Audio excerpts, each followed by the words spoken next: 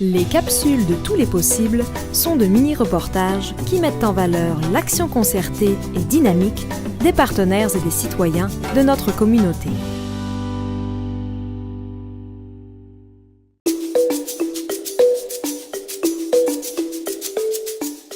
BC en Fête, c'est trois principales choses. C'est d'abord l'organisation d'événements, de fêtes de quartier.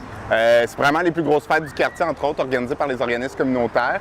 Ensuite, c'est la mise sur pied aussi d'un comité organisateur pour ces événements-là. C'est l'ensemble des organismes communautaires qui désirent animer le quartier. C'est vraiment là où se prennent les différentes décisions, que ce soit pour le système de location, sur le choix de l'animation. Ces organismes participent vraiment de A à Z à l'organisation des événements.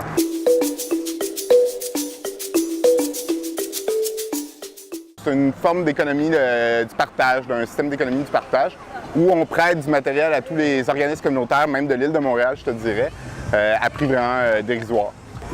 Le gros du matériel, c'est pour du matériel événementiel, parce que c'est né du besoin de ce comité organisateur-là de se doter de matériel pour faire ses fêtes de quartier. Donc, on va parler de marquises, des tentes Easy Up, 10 par 10, de matériel audio, de jeux de kermesse, des différents jeux pour les activités, l'animation qui peut être faite, matériel de cantine. On a toujours des maisons de jeunes qui vont faire de la bouffe lors des fêtes de quartier un peu partout à Montréal. Donc, du matériel pour les épluchettes de blé d'Inde, pour faire du popcorn. Pour vous donner une idée des prix à peu près, écoutez, une tente 10 par 10 qui se loue au privé, là, un commerce va vous la louer, bien sûr, livrée, 100, 140 $. Nous, on la loue 5 $ par jour.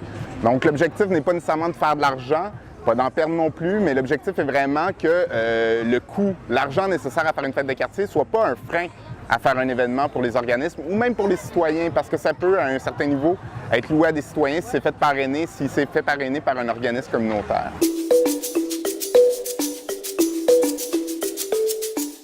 Depuis près de 10 ans, on organise Hiver en Fête, qui est l'événement rassembleur à la fin de l'hiver. Juste avant la semaine de relâche, on va investir le parc de Mézy avec pratiquement une cinquantaine de bénévoles, les différents intervenants du quartier.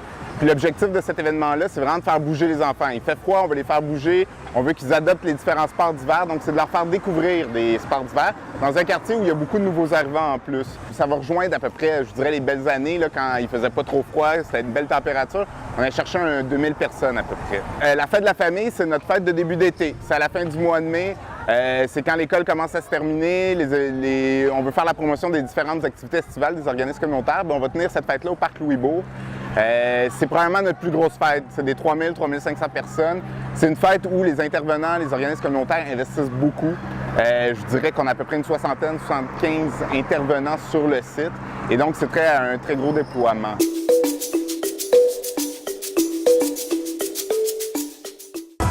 Joie. C'est de la joie. Solidarité. Convivial. Amour. C'est le fun. On rencontre tout le monde qu'on a déjà vu depuis longtemps.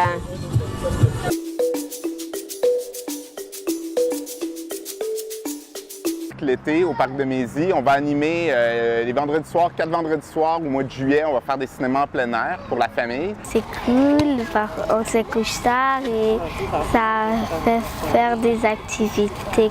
Et les samedis qui suivent, on va avoir des animations de parc du type jeux de société, prêt de livres en libre-service. Donc ça va être des jeux de société en libre-service, des livres en libre-service. Et un petit service de cantine avec un DJ qui va amplifier de la musique un peu dans le parc. Donc c'est vraiment de créer une ambiance avec des hamacs, des chaises de plage. Les gens peuvent s'asseoir, jouer, lire, prendre ça relax, mollo un samedi ensoleillé l'été.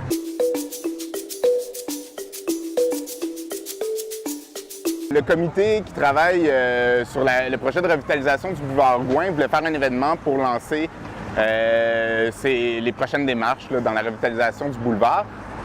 Et moi qui étais présent dans ce comité-là, on a fait un lien avec le comité BC en Fête, entre autres. Puis on s'est dit que ça peut être une belle occasion pour tester des choses. Fête des fêtes Varennes, c'est la première fois qu'on fait une fête de rue.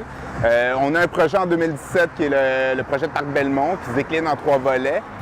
Un des volets, c'est le Parc Belmont mobile, donc amener des jeux de kermesse comme ça de parc en parc, rendre ça vraiment se promener dans le quartier.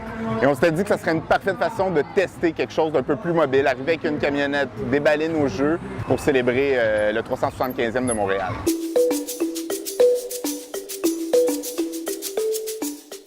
Le meilleur des possibles pour le comité des 100 fêtes, présentement, là, ce serait le besoin d'un espace, un quartier général, un endroit où, oui, très utilitairement, ça va servir à l'entreposage de ce matériel qu'on loue aux différents organismes sur l'île de Montréal et même à l'extérieur. Mais c'est aussi un endroit où on pourrait avoir un espace de création.